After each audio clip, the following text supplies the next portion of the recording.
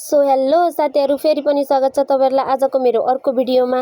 आशा छ तपाईहरु पनि सन्चै हुनुहुन्छ भन्ने, हामीहरु पनि एकदमै सन्चै र आरामै छौं। आजको मेरो सुरुवात चाहिँ खाना बनाउनबाट सुरु भएको छ। मैले चाहिँ आगोमा पानी बसालिसके र पानी बसालिसकेपछि म चाहिँ लागे आँगन सफा गर्नतिर। आँगन चाहिँ 2-4 दिनदेखि मैले सफा पनि गरेको थिएन। फोहोर त कति हो साथीहरू भन्नै सकिन्न।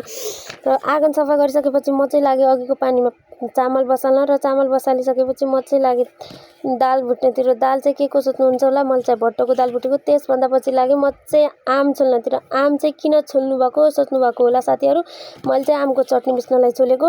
र त्यसभन्दा पछि मैले खानासाना पकाए, चटनी पनि पिसिसकेँ। र त्यसभन्दा पछि भाँडा धुनतिर लागे।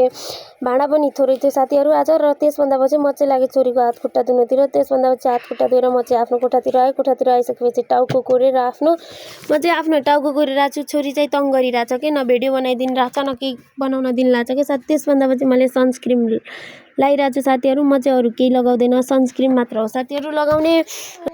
मैले आफ्नो टाउको चाहिँ कोरिसकेँ। र त्यसभन्दा पछि म चाहिँ लागे छोरीको टाउको कोर्नतिर। छोरी चाहिँ टाउको कोर्न मानिरहेको छैन कि साथीहरू, आज चाहिँ कस्तो नि मानिरहेछ। र त्यसभन्दा पछि मैले टाउको कोरेर एकचोटि छोरीलाई खेलाएको त छोरी त खेल्नै मानिरहेको छैन। बाई बाई साथीहरू, अब चाहिँ अर्को भिडियोमा भेटौँला। आजलाई यति नै। सबैले मलाई फलो गरिदिनु होला।